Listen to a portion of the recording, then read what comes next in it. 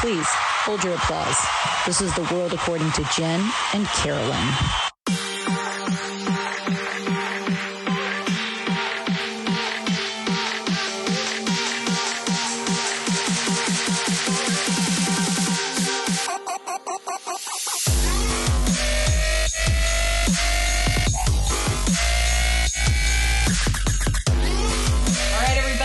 Good morning.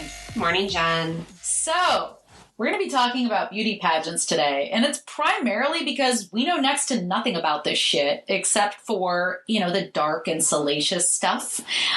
So we wanted to delve into the history of beauty pageants and also look at why some folks consider them to be kind of antiquated, patriarchal exercises in amplifying external beauty. But, there's two sides to every story. Always. Are they more than just racist, sexist contests that have no place in modern times? We want you to be the judge. But that's one of the biggest criticisms, or some of the biggest criticisms of these pageants. So we're going to take you somewhat deep into the pageant world today, where the practice comes from, and also what's up with child beauty pageants. Seriously. Yeah, like that toddlers in tiara stuff. Oh, gross. I know. We were going to talk a lot about that. I have a lot of opinions today. Yeah. Jen. No, that's okay. And I think particularly when it comes to children, we typically have opinions. 100%. Yes, especially, as you should. Yes, especially me as a mom. There's things that I thought were okay and acceptable prior to having a child. Agreed. Now that I have a child, I'm like, oh my God, that's monstrous. Yeah. And I think too, when you experience something as a kid and then you see it as an adult and go, wait a minute. Yeah. I did that at that age. Yeah. Oh my God. Yeah. Well, I think you had some experiences that were comparable a little bit, yeah. With the dance stuff. Well, maybe you were more dance moms than anything else with the shit that you went through. And it was the 80s, so it was okay to tell kids to eat tissue paper when they were hungry. Sadly, that is a true story, Jen. Fucking crazy. Anyway, so do you have any memories of beauty pageants? I never got to do one, but I'm sure if my mother would have let me, I would have been all over that, Jen. Oh, yeah. I still am quite a femme woman. That's how I like to show my femininity. I enjoy that. But I was hardcore into dress up. And what was funny is my mom would have to explain to me why I couldn't wear dress up things outside. Like she had these, I think I have a picture of it, these, patent leather red boots that went up to my little teeny tiny diaper, and I would walk around in them and be like, oh, I'm going to wear these to nursery school tomorrow. And she'd be like, no, you're not. Because I thought I was Wonder Woman. Yeah. And so it was very much about fantasy and play. Of course. I was actually a little more obsessed with supermodels, but I do remember Vanessa Williams and the scandal that John Tesh and Mary Hart reported on Entertainment Tonight. It was so unfair. We'll get into that too. I remember thinking she was really beautiful. Yes. And she was a woman of color. It was very, very, very different. But I definitely watched Miss USA. Okay. Absolutely. Okay. I don't remember watching a lot of beauty pageants, which is strange because I was raised by a lesbian and my mom was really into femmy women, even though she never brought femmes home. It was always women with flat tops and shit. Well, not exclusively. But anyway, I don't really have a memory. But of course, we grew up in the era of the supermodel and these very quintessentially feminine women. And I always wanted to be like that. And I was like incredibly skinny and flat chested and had bad teeth and, was the furthest thing, as most awkward kids are, from being one of these women. I think we were more looking up to maybe teens and 20-somethings where I don't know that there were, Punky Brewster was maybe like a young girl that I idolized, but she looked like a little girl. Right. That was appropriate. Yeah, it was. Yeah. I don't know. I'll have to think back if it was, there weren't maybe inappropriate. And Brooke Shields, maybe, I think, would have been the only one I can think of that was a little girl and seen as a sex symbol. But that's true. Yeah, so I don't know that we're the... That makes sense. I was more looking at the girls from 90210. Absolutely. Who were also, I think, in their 20s playing teenagers, but that's pretty typical. Yeah. So we love a good history lesson on this show. So we're going to start with the history of the modern day beauty pageant. Now, this is from PBS. Carolyn, would you kick us off and read the stuff I've highlighted? All right. ahead. Well, let's start with the judgment of Paris, Jen. According to legend, a poor mortal goat herd, Alexandros or Paris, was called upon to settle a dispute between the goddesses. Who was going to be the most beautiful? Hera, also known as Juno, Aphrodite, Venus, or Athena, Minerva. All three goddesses offered bribes. According to the writer Apollodorus, I can't say Greek name. Apollodorus, thank you. Hera said that if she were preferred to all women, she would give him the kingdom over all men. Wow. And Athena promised victory in war, and Aphrodite the hand of Helen. When Paris selected Aphrodite in exchange for getting Helen of Troy, the most beautiful woman mortal of all time, he inadvertently started the Trojan War. That's really funny to me, because if they were all trying to be the most beautiful, but Helen of Troy was the most beautiful, why didn't she just get it ipso facto? Who knows? And also that old saying, a face that could launch 1,000 ships. That's what this comes from. That's right. It's so beautiful, you can start a war. Cool. Hot. Because that's why we want to be beautiful, right? To start Well, I mean, part of it is power. we covered that in the plastic surgery episode. True. So go back and listen to that. All right, so let's get away from Greek times. Let's look at the United States. Made a tradition of selecting women to serve as symbols of bounty and community ideals continued as young, beautiful women participated in public celebrations. When George Washington rode from Mount Vernon to New York City in 1789 to assume the presidency, groups of young women dressed in white lined his route and placed palm branches before his carriage. Wow. Dude, that's hella biblical. It is. It's like Jesus going through the streets of Jerusalem on his ass. That's very true. A donkey. Yeah, that's very true. So 1854 modern beauty contests involved the display of women's faces and figures before judges, and this can be traced to one of America's greatest showmen, my personal favorite, Phineas T. Barnum, the Circus of Fame, exhibits the handsomest ladies. I love that they were called handsome. I love a handsome lady. I do as well. Really into that. In America, proved to be a disappointment. The prize, a dowry, if the winner was single. Woo! Cool. Hey, single girls need some fun. This is true. I want this, though. A diamond tiara if the woman was married. That's dope. I'll take that regardless. Yeah. And it was enough to lure respectable girls and women to the Victorian era to publicly display themselves. Got it. Okay, so let's skip to the 20th century. Beach resorts began to hold regular beauty pageants as entertainments for the growing middle class. In 1921, in an effort to lure tourists to stay past Labor Day, Atlantic City organizers staged the first Miss America pageant in September. So 1921, Atlantic City was the birthplace of Miss America. Best line ever. Every September, the pageant brings in celebrity hosts like Donnie and Marie Osmond and Tony Danza. I love Tony Danza. Can't hate on Tony Danza. And actually, the Osmonds are pretty dope too. Hopefully, they're not like freaky right wingers. But I'm thinking of Charles in Charge, whatever that guy's name is. Scott Baio. All right. Blah, blah. Yes. In 1951, the Miss America Corporation, a nonprofit foundation unrelated to the Miss America pageant, unified regional contests and separate national contests and invented the Miss World pageant. In 1970, you had the first Black woman to win a state-level competition. That year, Cheryl Brown was crowned Miss Iowa, but the pageant did not crown a Black winner until 1984 when Miss New York, Vanessa Williams, won the title. And as you mentioned, there was a scuff-up. There were some nude pictures of her that were released that she took prior to getting this title, and she unceremoniously had her title and her crown revoked. I don't think that would happen today.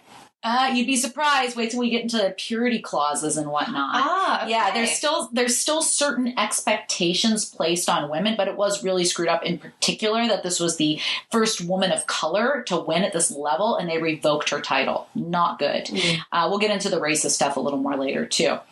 So now there are pageants of this kind almost everywhere in every country, but the major ones are Miss World, Miss Universe, Miss International, Miss Earth, and of course, Miss America. So Miss Earth? I'm down with that. I'm down to be Miss Earth. Yeah. Greta Thunberg? She's my Miss Earth. I love her. Me too. Great young woman doing wonderful things. So we want to touch first on opposition to beauty pageants. Some of this shit was completely new to me, though I don't think surprising based on my limited knowledge of beauty pageants. So a lot of criticism centers around pageants' emphasis on beauty and beauty alone. It's definitely seen as a tool of the patriarchy, and I thought that this was really insightful. It's a popular Guardian article written by somebody named Jessica Valenti. She says it's the ultimate display of women as interchangeable, vying for the right to be the shiniest object in the room. The contests are an antiquated reminder of exactly what we don't want for women, and they should have no place in our future. So she was talking about Steve Harvey, who I don't know if you remember this, but I think it was either Miss Universe or Miss America, but he was the host and he announced the wrong winner. And he was getting death threats. People were going fucking ape shit over this. I know, who cares? But she made that comment saying he can't even tell one beautiful woman from another one, which I think is...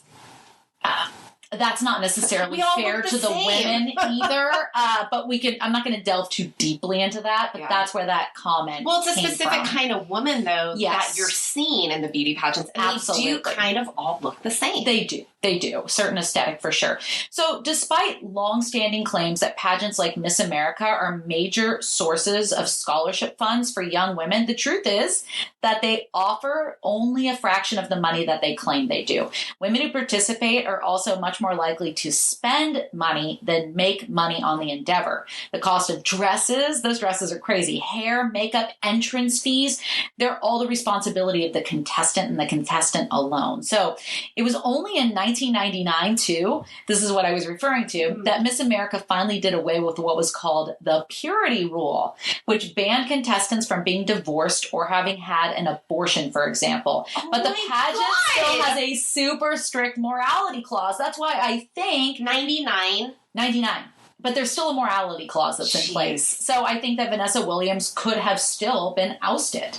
That's so stupid. I know, it's ridiculous. So there was another good article that I found from a magazine or a publication called Racked. And they talk about a piece that John Oliver, one of my favorites, did in 2014. And he pointed out Miss America doesn't offer scholarships to women worldwide, only to women who are eligible for and successful in their pageants. And in the same segment, he also called attention to Miss America's company line about providing $45 million in scholarships every year. Not true. He found they actually give less than $4 million in scholarships every year. That's quite a difference from 45 mil, man. And that's always the pro that people say of why this is sort of, okay, sanctioned. It's like, oh, but they're getting scholarships. Yeah.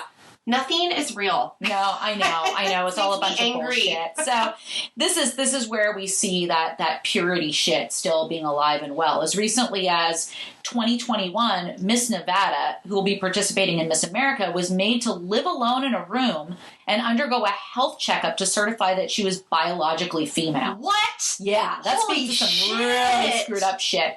Though one of these contests, I think, and I can't remember which one, I wish I could, I'm fairly certain that they had a trans woman win, which is absolutely incredible and wonderful. But still, they are still, some of these are still really committed to only having biological women participate. 2021, this is only a couple of years ago. So some claims that pageants are hypocritical, like an article I found entitled, "No matter how diverse beauty pageants become, they are still sexist." The writer, Zara Holland was a participant and became a victim of one of the biggest slut shamings in recent years when she was stripped of her crown by the Miss, what's GB pageant? Global Beauty? I don't know what that one is. I should know. That's okay. Anyway, as a punishment for having sex.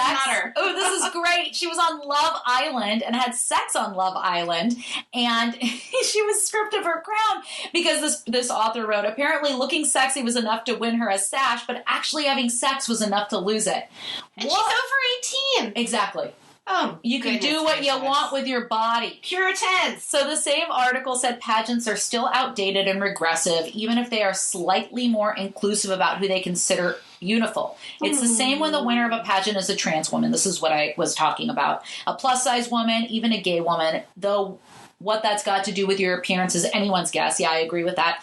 Something which is inherently sexist and being extended to more women is apparently now radical and modern simply because it has widened the parameters of who can participate. I get that. Yeah. This other person wrote, her name's Jessica Crispin, the attempt to make the beauty pageants more feminist, or at least prize something other than just beauty, has actually made them more regressive and less politically defensible. I thought this was brilliant. This echoes many of the failures of contemporary feminism, which has burdened women with new obligations and expectations without freeing them of the old ones. Yeah. It's like, oh, I have to be beautiful and now I have a PhD in biochemistry? Yes. Like, oh my God, the expectations around who I am and how I present myself to the world. And choose to present myself. Yeah. My definition of beauty is mine. Right. And it doesn't make your definition any different. That's true. And now there's all these other requirements, right? All these other qualifications. Like, not only do you have to be aesthetically beautiful, but you have to be brilliant as well. And you have to be well-rounded. Yeah. So and congenial. Right. I mean, it doesn't, the list goes on and on. And so that point makes a lot of sense. And I just keep thinking about that monologue in Barbie that America Ferrera does, where she's like, you have to be beautiful, but not too beautiful because you don't want to be intimidating. Like, there's so many paradoxes and there's so much walking of a fine line that we as women have to do in society that it's enough to induce madness. Yeah. Well, and you think you're being, like I said, being more well-rounded. Yeah. But really, you're just taking on more. And you, again, if you compare that to the experience of a man, specifically a white man, doesn't matter. No. You're masculine, quote, right, or whatever the fuck that means, just by nature of being a man. For the most part, I mean, and we can delve deeper into that, but I think that there's less contradictory and overwhelming expectations placed on men in our society than there are on women. And so, speaking of mental health, what do folks in the mental health world have to say about the psychological impact of beauty pageants on participants? We're going to talk about adults now because we're going to talk about kids later. Yeah. So, well, and again, what do folks say in the mental health world? Well, I can tell you what I say and what people in my circle say. I don't know if that would ring true maybe in the deep south of what they might say about these. But, let's just start here, Jen. I looked up research on Google Scholar and found over 30,000 articles that connect a higher rate of negative potential than any positives. So like we said at the beginning, you decide. I think that tells you if you just want to look at science and research alone, but also look at your gut. How would you feel being up on a stage, being paraded around, even if that's something you said you wanted? Yeah. I don't know that would be, I don't know how mentally I would handle that. And, we look at just the physical effects of physical effects on pageant contestants. This instills, like you said, an idea that physical beauty and superficial charm are the keys to success, thus making self-worth and self-esteem inextricably tied to attractiveness. And this also makes me think about how we talked about erotic capital in our plastic surgery and body modification. You're telling humans and women specifically, this shouldn't matter, but it does. Yeah. And it does because and I get cross-eyed when I talk about this because it shouldn't matter, but it does matter, but it shouldn't matter. Well, as long as I think we are beholden to a set of patriarchal values, I think that erotic capital in one's appearance is always going to be a way in which women access power. It's a tool in our toolbox. Now, if we lived in a matriarchal society or a more equitable society, would that still necessarily be the case? I'm not sure. But given what we have to work with, for lack of a better term, it is incredibly important. Right. But I think what we're maybe trying to say, or what you're trying to say, is it shouldn't be, but it is. And it makes you go insane. Well, because it's one type of beauty. Yes. And I would be more open to beauty pageants if it was a variety of and I think what's kind of cool about young culture right now and young kids and teens is they find beauty in lots of different things. Yes. And I'm into that. So anyway, psychological effects on pageant contestants. Let's talk about premature stress young girls' psyche. It influences their self-worth, their self-esteem. It creates an obsessive thinking and behaviors, anxiety, and young women, I don't think any woman can often handle that pressure. Yeah. If you really break it down and if it's not actually making you individually feel good. And then there's something called the princess syndrome, a fairy tale, unrealistic expectations to be thin, be physically beautiful, be perfect. And, again, what are we going to get with that? Yeah. Anxiety and neuroses, disordered eating specifically. What's the most, and exercising. That's something you can actually control and be very dissatisfied with. And so anyway, the struggle for perfection, dieting, eating disorder, body image, this is going to follow you into adulthood. You're going to develop image obsessions and be hypercritical. And, again, it's an unattainable goal. And maybe even if you do attain it, can you sustain it? Let's talk about how fucking expensive it is. It is incredibly to sustain it. And so, for all those reasons, I don't think it's a healthy space. Now, let me say specifically when we're talking about adults, I went and watched a colleague of mine from grad school do a Miss Asian Global and Miss, I think it was for San Francisco, and then she got to go on and represent Hong Kong. Now, this was done, they were mature. Yeah. They had a platform. It had to be something they really cared about, that they volunteered work for. And it was kind of neat to watch her go through this and feel some empowerment. And also, again, it was a specific kind of beauty. Right. I don't know that all Asian women would say that that is what they would aspire to. Right. And these women are only getting a platform because of the way they look. And I struggle with this too, because I feel like I know some of the advantages that have been extended to me, and maybe not necessarily in the industry I'm currently in, but in previous industries, I think have had to do with appearance. If you fit a particular type of appearance that is rewarded by our patriarchal society, particularly one that's focused on very white Eurocentric images of beauty. If you fit into that box, you are rewarded. And I think that's on stage and off stage. And I'm not saying that it is wrong. Yeah. It is. I am saying it's wrong, actually. Yeah. And at the same time, that's the world that we live in. So I think women have to decide ultimately, like, are you going to play the game, or are you going to completely disengage and potentially lose the ability to have a platform? And that's what's unfair. Yes. There's always all this praise when someone who doesn't match the aesthetic steps up and says, well, I think I'm beautiful. And then everyone goes, oh, you're amazing, all this stuff. And again,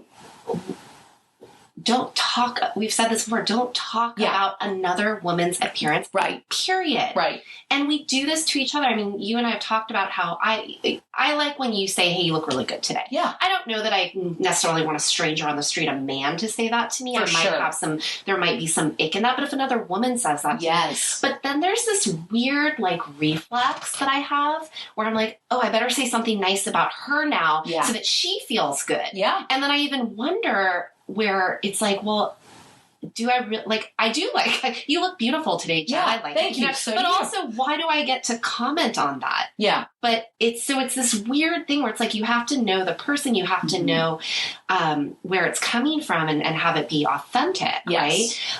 And I think that's where you're saying, was I authentically given something because I earned it and I have value? And you do. Yeah. But you got that and you're questioning, well, what if I was the same person, but I didn't look this way? Right. That's the equanimity that I think women are trying to balance. Yes. And I think beyond the beauty and the physical appearance stuff, as white women, there's always the intersection of privilege. Yes. And having access and having resources, especially being middle-class white women, that women of color don't necessarily have. So all these things are always at play. And I think that's why so many of us are just want to pull our hair out. because it's more than, say, I think a white man would have to juggle. Well, and I think, to be fair, I think most men are kind of confused. Do you say you look nice? Do you hold the door open? Do you not? I kind of feel bad for men. I mean, not to the extent that I'm going to excuse bad behavior, but a man who truly, his intentions are good, you're like, oh, I get why you're confused, honey. It's all right. Like, crazy. Yeah. My head hurts just talking about this. So let's talk about the pros. And I looked at this from a very specific perspective based on a really cool article from Brown. It's their political review. I found it to be compelling because, if I'm being honest, it's a point that really resonated with me because it focuses on politics and platform from a global perspective. I thought this was interesting. Okay. So this article said, even as feminists call for the end of the Miss Universe pageant's century-long perpetuation of female objectification are justifiably growing in support, one must also consider the platform that Miss Universe provides for women in developing states to interfere in politics and challenge these patriarchal institutions when debating the pageant's place in the modern world. So she's talking about nation states, not states within the United States. I feel like, as a political science person, can you explain that to me? What was that? Give me an example, Jen. Of what, a nation state? Yeah. Oh, just another country. Okay. Yeah. So nation state is just an established country. Like Guam. Is Guam a territory? Puerto Rico? No, it's not. It's not a territory. It's just another country, like Russia. Okay, sorry. That's my understanding. I don't know geography well. Teach me. But people might get confused because I'm talking about the world, and then I said state. Anyway, I'm going really deep on this nerdy political science rant. It. Girl. So this woman also said, or the author also said, the Miss Universe pageant presents a precedential path for women to get involved in international affairs, especially in countries where women are erased from political spheres. Several winners of the Miss Universe pageant have channeled their fame into careers in charity work, social activism, and politics. Catriona Gray, Miss Universe 2018 from the Philippines, has been a vocal activist for women, the LGBTQ plus community, indigenous people's rights, and has spoken out against government policies in the Philippines. Who doesn't need more of that? Yeah. Gabriela Isler of Venezuela, crowned Miss Universe in 2013, followed her win with advocacy and international philanthropy, HIV and AIDS research, women's rights, human trafficking, and poor maternal mortality rates in Venezuela, which is a huge problem. I'm so sorry. I'm probably not going to do well in this name. Mpuli Kwaglagobe of Botswana, crowned Miss Universe in 1999, has also used her platform for advocacy and investment into international politics. She has worked over the past 2 decades in fighting for better healthcare and HIV treatment in Africa, as well as women's access to education. She's working directly with the United Nations on more than one of these issues and has been there more than once. So there's also Abina Apaya, winner of the 2020 Miss Grand International pageant and the first Black woman to represent the United States in the pageant. She wore a custom gown that portrayed images of victims of police brutality like Breonna Taylor and George Floyd. The mainstream, and I thought this was really interesting, and I wanted to end it on this note. The mainstream media often portrays contestants as shallow and unthinking, jokes to be capitalized on Saturday Night Live or looped on TikTok, without reflecting on how these stereotypes are themselves entrenched within patriarchal gender norms. In reality, these women are victims of the system they're desperately trying to fight their way out of. They're playing the man's game because there is a light at the end of a dark tunnel that they can dig out for the rest of the women in their community. So that makes a lot of sense to me. And it goes to what we were elaborating on before I started talking about some of these pros. So, Carolyn, I want to ask you, is any platform a good platform when it comes to women, or should we be thinking along the lines of what Audre Lorde said, which was the master's tools will never dismantle the master's house? This is such a good question, and it makes me feel very philosophical. And, it's... you talked about the societal impacts, the gender stereotypes, what is considered beautiful and who gets to decide, and how does that work cross-culturally and across all body types and across, every intersectionality we can come up with. Again, it also makes me think of domestic violence, which I know might sound like a weird tangent, but, you know, putting women in a place where they're objects and they're here to amuse and be on display and teach us that, or, well, I mean, yes, teach us things, but, you know, something about that, I think, sets up a weird image for young children if it's not put in context, especially for men. What's the connection to domestic violence? You don't matter. And if you don't matter, you're an object, I can do whatever I want with you. And I think that, you know, again, this idea that you're being put on display, and again, like Barbie. A lack of agency. You're just not... you're not a whole person. You're not a whole person. And I don't know that I have to think about you as that way. Yeah. And I think we have to get away from that. And generally, I think that's what's so beautiful about the new Barbie movie. I can go on and on about that movie, right? But it addresses what you mentioned, because that's the perception of Barbie throughout the years. Yeah. And Mattel totally pushed that to, no. Like, we're diverse. We look different. We think we're brilliant. Like, you know.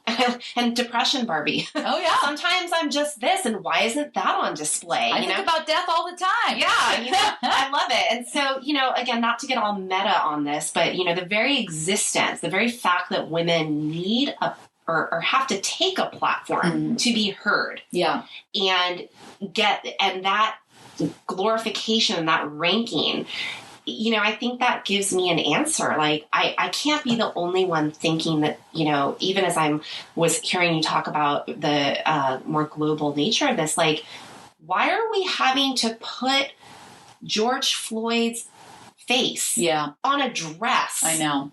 To promote that this isn't okay. And unfortunately, I think that a lot of viewers, I don't know many right-wingers, but I know a few, and they get really angry. Yeah. When anybody, like actors at the Oscars, make any sort of political statement. These are human rights statements. Right. But, that's not what they're there for. That's not what this is about. Right. It's like, you get to dictate what somebody is about and what they're there for? Yeah. Well, and again, I think, you know, if that's your way of, you know, that's artistic and that's expression, and I'm not saying don't do that, but it's a little fucked up that this isn't just inherently part of our culture and part of our politics. Yeah. You know, I'm sorry, why do we have to promote and have a platform to deal with AIDS and HIV? Why isn't that just built into our public health system and our global health system? Yeah. And again, I know the answer to that. That's a whole nother bag of worms, but, you know, here's why this gets really complicated. So anyway, I found a 2023 article written by Martine Aboud, and she quotes, "Beauty pageants are annual events that take place all over the world, gathering women from different backgrounds around a prize to win. But these competitions have been seen as to be degrading to women as they promote the objectification of women and enlarging an already existing gap in discrimination." You know, and so again, on that more macro level, and when I think, you know, as we're gearing up to talk about kids and teens, you know, this is being seen. And it's good to look back at history and go, hey, that doesn't make sense now. We need to change that. And I want that always to be part of the conversation. I think your part, you can speak to, at least from a government standpoint, any nonprofit I've always worked at, we've always had someone, and there's always been a piece of the meeting or the session go, hey, how's this going to be viewed a week from now or a year from now? Right. How's someone else going to view this? We're all this way, but let's ask other people. And I think we have to have that conversation, be willing to change things and say, can we do this differently? Do we have to wait to know better to do actions? Or can we just inherently have a lens of, how's this going to look to other people that don't look like us? And I don't know. I just think this mental load is exhausting, and I don't know. Do we need this? All the money and the things. I don't know. I know. And it's a tough one too. It's such a conundrum because each of us has gifts. Yeah. And could potentially use those gifts to gain a platform that somebody who does not possess those gifts wouldn't necessarily have. Is beauty one of those gifts? And we could say it's unfair that not every woman can participate in these sorts of pageants. But is this tantamount to a woman using her gifts, i.e. her beauty, to use this as a way to get in what the pros were saying in that Brown University review about getting a platform to bring attention to something that they otherwise would not be able to bring attention to.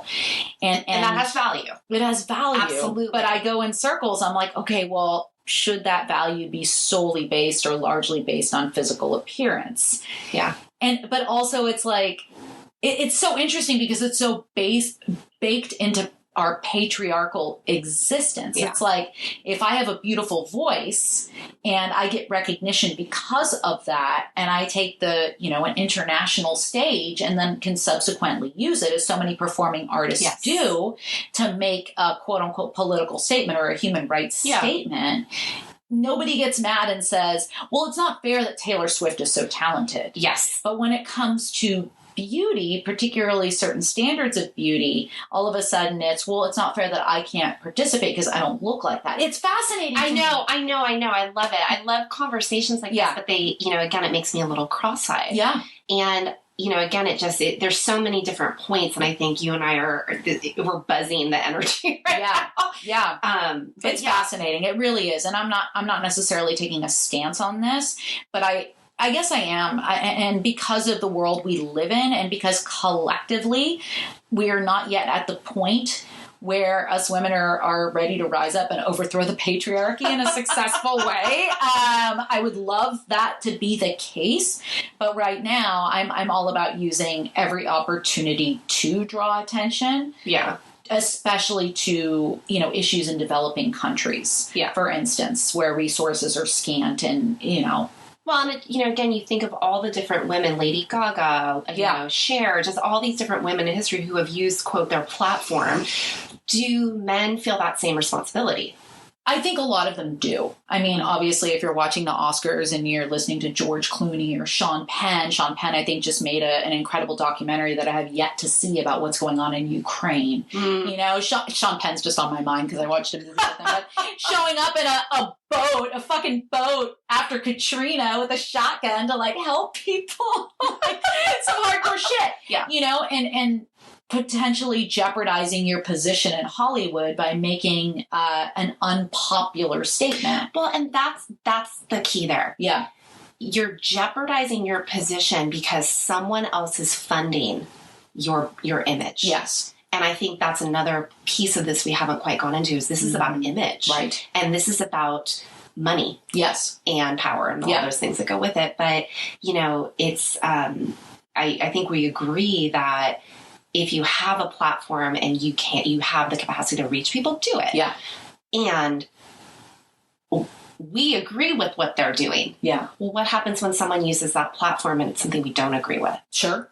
And so I think that's often the dichotomy we see is that a lot of these shows, why can't they talk about abortion? Mm-hmm. Well, because I just finished the morning show, so I'm all into how is this mass media and all in succession too. Yeah. It's because that's funded by this it's all tied to money. Politics. It's always money in politics. And look at what competition was it that Donald Trump used to run? Didn't he do the Miss America? I think it was Miss America. I mean, God, if that's not a thing for why this shouldn't be. Apparently he used to, I'm going off in a different direction here, but apparently he used to walk into the dressing room when they were changing and just gross. Well, and here's one more tangent I'm going to go off on, Jen. Humor me on this.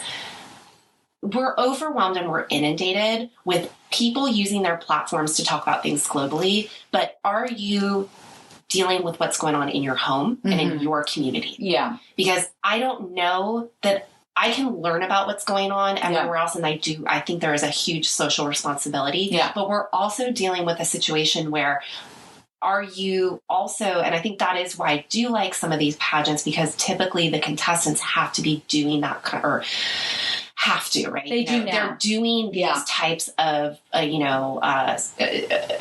volunteering and things like that and bringing attention to their community. Yeah. I'd be more comfortable if we were all doing that. Yeah. That found ways. But again, that takes time, that takes money, that's but anyway. And not all of us are going to reach a level where we have a platform where people are going to listen to us, you know? Who knows if people even listen to this goddamn show? Some do. We got a few. We have a small but mighty platform, as I always say. So the last thing we want to talk about here is child pageants, because we have opinions. Opponents claim that these pageants sexualize small children, mostly girls, and a lot of folks see these pageants as a form of child abuse. This is from a Penn State article. According to the Child Abuse Prevention and Treatment and Adoption Reform Act, child abuse is the physical or mental injury, sexual abuse or exploitation of a child under circumstances which indicate the child's health or welfare is threatened or harmed. The types of preparation it takes for a full glitz pageant include beauty enhancements such as full makeup, false eyelashes, spray tans, hair extension, fake nails, waxing, and more. These are all painful processes. Trust me, they are. Examples of this abuse can be shown below. And what they're talking about below this article was a video of a mother giving her 8-year-old daughter Botox for wrinkles. By the way, that video was removed. I don't know if I can handle watching that. What? Yeah. I'm a 42-year-old woman and can make decisions regarding my face, but an 8-year-old, absolutely not. Wow. So according to Martina M. Cartwright, PhD, a registered dietitian and adjunct professor in the University of Arizona's Department of Nutritional Sciences, some hypocritical parents chastise their tots for not performing or looking less than perfect, openly blaming the child for failure and insisting that the child would practice more or learn to look perfect. Abuse. So, I think it's abuse. And so does France, apparently, because in 2013, France's Senate voted to ban beauty pageants for children under 16 in an effort to protect girls from being sexualized too early. And 16 is okay. 16, it's cool. I don't know what the age of consent is in France, actually. Oh, dear. Anyone who enters a child into such a contest would face up to 2 years in prison and 30,000 euro in fine. So, Viva la France. Yeah, that's great. A start. It's a start. It's a great start. Carolyn, talk to us a bit about the potential psychological and physiological impact that participating in these beauty pageants can have on a young child. Well, I remember the scene, and you and I talked about this right before we recorded, in Little Miss Sunshine. Remember the scene where Greg Kinnear is in the audience? Yeah. All of a sudden he looks around and he's all awkward about being a man in this audience. Yeah. And he looks over and there's some dude like, I don't know. Obvious pedo. Just, pedo watching the obvious, in the audience. And it just made me go, ick. Because all of a sudden, this kind of cute movie, it brought in this dark shadow of, well, Grandpa having a heroin addiction was... Hey, I fucking love that humor. It's a great movie if you haven't seen it. It's so real. It's so good. Yeah. Anyway, but obviously, I feel extremely passionate about protecting anyone who is vulnerable, which is, and I know you do too, which is why I adore children and I adore animals, and we have a responsibility as adults to protect them. Yeah. So we talked earlier in 2009, Toddlers and Tiara, Here Comes Sunny Boo Boo, Dance Mom. I don't know what the fuck was going on with TLC. Oh yeah. Apparently it was just a way to. It's kind of shock TV to me. Oh, it's exploitation TV. Absolutely. I couldn't watch this, and if you feel the same kind of ick and don't take pleasure in watching parents emotionally abuse their children and each other, then you're not alone. Right. And the 2010 Journal of Law and Policy talked about protecting pageant princesses sites and all the glitz you mentioned and all the, I want to add some other dangers that we're seeing that I think are worth CPS reporting. Yeah. Parents spraying DHA, dihoxyacetone, hydroxyacetone, DHA. Basically, it's a chemical. It's really bad for you. And giving them appearance of a tan skin, using whitening strips on their daughters, using kids who have lost their baby teeth wearing fake teeth and mouthpieces known in the pageant world as flippers. Weird. These are children. No, they're supposed to have gappy missing teeth. And it's cute. And it's just part of growing up. And it's, it's one thing to play pretend and to play dress up. And, like I said, I have some pretty bizarre costumes that I made as a kid. Yeah. And it would make my family laugh. And I thought I was really entertaining. Way I loved the different. attention. But it boils down to, Jen, what is appropriate or not? Yes. And, parents' failure to protect pageant children is what I think is the most abusive and exploitative and really it's child pornography in my opinion. And saying, this is what I hate, saying, well, my daughter loves it. Yeah. Of course she does. Because kids love fantasy. They have no concept. And sometimes they don't. From what I heard, kind of deep on the JonBenet stuff, she didn't want to do that stuff. Yeah.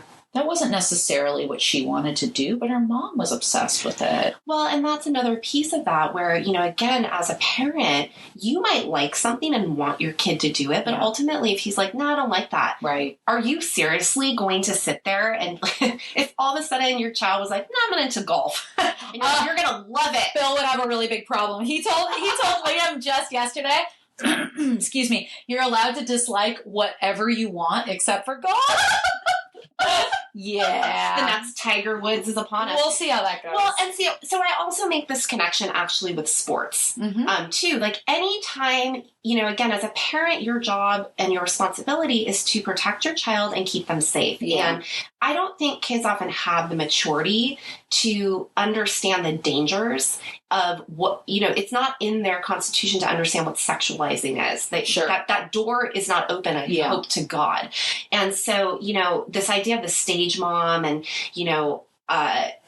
exposing kids to the anxiety and the mental health and the obsession of basically anything you can think of that would be negative exposure to pedophiles. Yeah. This is being broadcast, and people can go, and what's more important, there's no regulations. Let's talk about child labor violations, Jen. Yeah. What is the law doing to protect the health and safety of these children?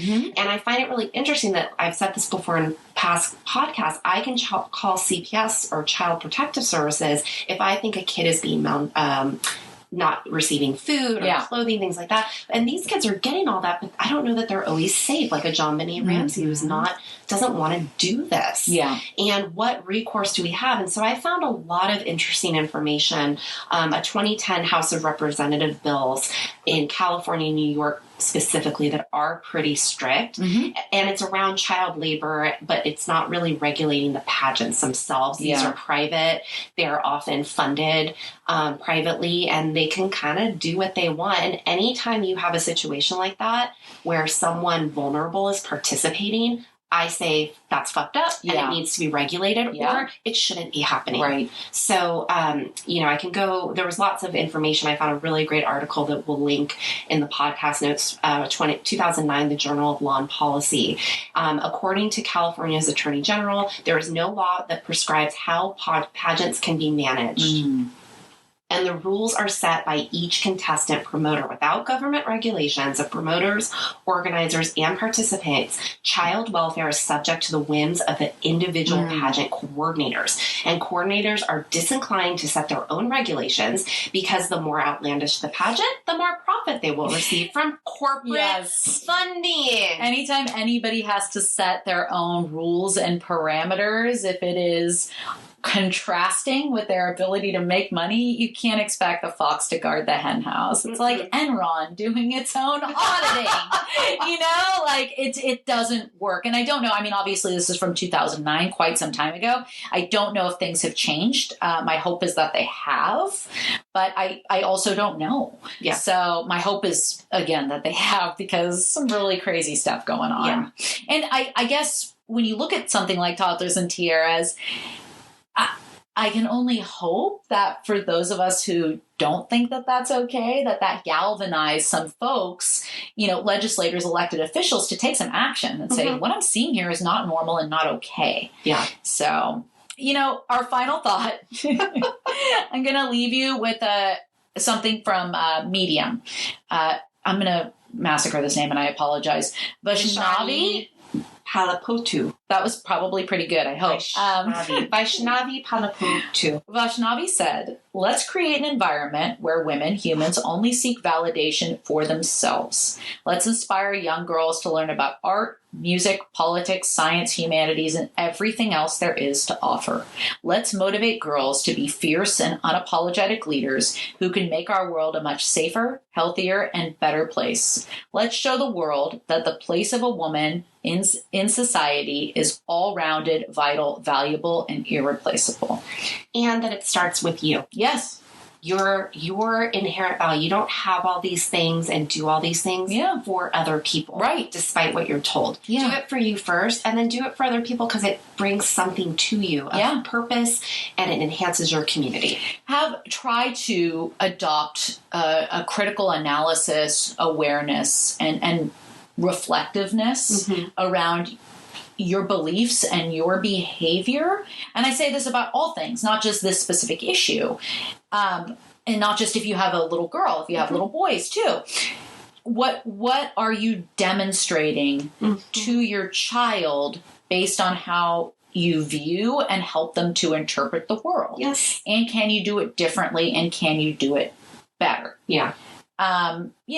Think about your motivation. Where'd it come from? Start to question things. Yeah.